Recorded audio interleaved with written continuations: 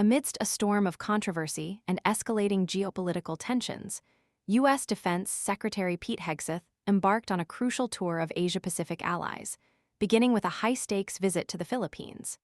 His trip, intended to fortify U.S. alliances and counter China's assertive actions in the region, finds itself overshadowed by a rapidly unfolding scandal involving leaked classified information.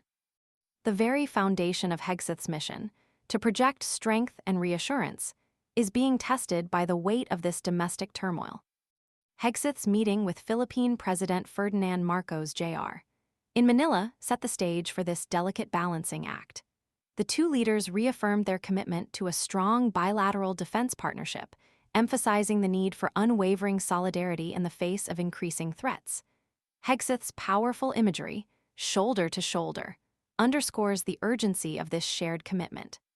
The backdrop to this meeting is a volatile South China Sea, a region increasingly fraught with tension due to repeated confrontations between Philippine and Chinese vessels. The assertive actions of the Chinese Coast Guard and maritime militia, coupled with Beijing's expansive territorial claims, have galvanized the Philippines and spurred a closer alignment with the U.S. Hegseth's poignant statement, highlighting the imperative of ensuring freedom of navigation in the waters contested by both nations, referring to it as both the South China Sea and the West Philippine Sea, acknowledging the Philippines' perspective, underlines the strategic significance of this visit. The choice of phrasing reflects a delicate dance between maintaining a unified front with the Philippines while acknowledging the sensitivities surrounding the naming convention of the disputed waters. This nuanced approach demonstrates an attempt to forge deeper understanding and cooperation with its regional ally. However, the shadow of the leaked information scandal looms large over Hegseth's trip, threatening to undermine the very message he seeks to convey. The accidental inclusion of a senior journalist in a secure signal chat, revealing sensitive details of U.S. military strikes against Iran-backed Houthi rebels in Yemen, has ignited a firestorm of criticism.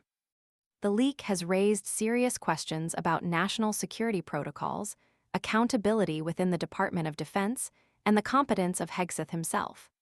Calls for his resignation are mounting, with opposition figures and even some within the administration expressing deep concern over the breach of security and the potential damage to U.S. national interests. The timing of the leak could hardly be worse. As Hegseth attempts to reassure allies of the U.S.'s unwavering commitment to regional stability, the scandal serves to undermine that very credibility. The revelation of classified information erodes trust, not only domestically but also internationally, jeopardizing the delicate diplomatic relationships the U.S. is striving to cultivate in the Asia-Pacific. His trip, originally envisioned as a triumphant display of U.S. resolve and commitment to regional security, now carries the burden of explaining away a potentially devastating security lapse. This backdrop of domestic turmoil adds a layer of complexity to Hegseth's diplomatic efforts. He must navigate the precarious terrain of reassuring allies while simultaneously addressing a crisis that threatens to unravel the very foundations of his credibility and authority. His subsequent visits to Tokyo and Iwo Jima, a site deeply symbolic of the U.S.-Japan alliance forged in the crucible of World War II, are similarly cast under this cloud of uncertainty. The legacy of this trip, intended to solidify alliances and counter Chinese influence, hangs precariously in the balance, dependent not only on his diplomatic skill, but also on the outcome of the escalating scandal.